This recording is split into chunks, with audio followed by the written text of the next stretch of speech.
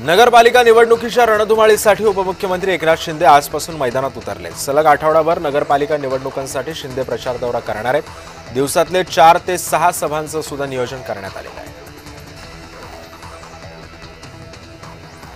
उमेदवारांवर भाजप दबाव टाकून अर्ज माघारी घ्यायला भाग पाडतंय असा आरोप नाना पटोलेंनी केलाय। फडणवीसांचा मामेभाऊ चिखलदऱ्यामध्ये बिनविरोध येण्यासाठी सेटलमेंट करण्यात आली।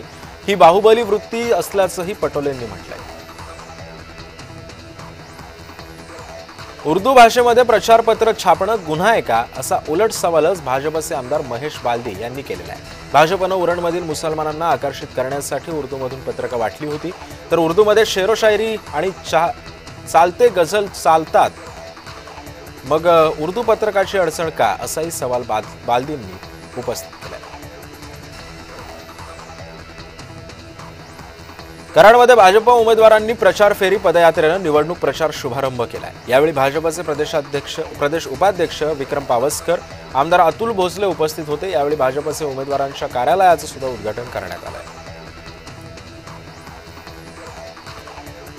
वाशिम नगर परिषद निवडणुकीसाठी प्रभाग क्रमांक 2 मधून नगरसेवक पदाची निवडणूक लढवण्यास भाजपचे धनंजय घुगे हे इच्छुक होते, मात्र उमेदवारी न दिल्यानं त्यांनी उमेदवारी कापणाऱ्यांचे धन्यवाद मानलेत, बॅनर लावलेत। मी एकनिष्ठ आहे हे सांगण्यासाठी हे बॅनर लावल्याचं घुगेंनी म्हटलंय। आमदार निलेश राणेंनी भाजपवर मोठा आरोप केलेला आहे। कणकवली एका मतदारसंघामध्ये 169 मतदार वाढवल्याचा दावा करण्यात आलाय। नगरपंचायतीमध्ये उमेदवार समीर नलावडे यांनी राहत्या घरी 3 मुस्लिम राहत असल्याची नोंद केल्याचा आरोप सुद्धा त्यांनी केलेला आहे।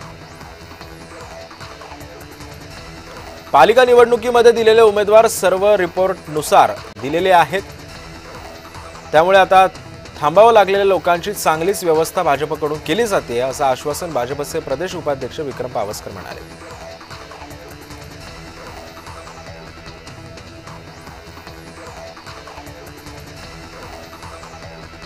मलकापूरमध्ये राष्ट्रवादी ही भाजपच्या विरोधामधून आता निवडणूक लढवणार आहे, कारण आता जिथे महायुती एकत्रित लढते तिथे मात्र काहीसा आलबेल नसल्याचं सुद्धा चित्र काही भागामध्ये पाहायला मिळत आहे।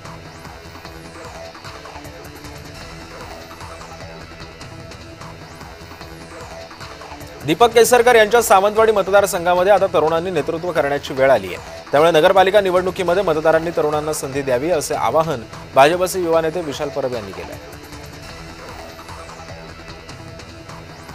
दोंडाईचा नगरपालिकेमध्ये नगराध्यक्षपदासह भाजपचे 26 उमेदवार बिनविरोध निवडून आले। त्यानंतर मंत्री जयकुमार रावल यांनी डीजेच्या तालावर ठेका धरला। याचा व्हिडिओ चांगलाच व्हायरल होतोय।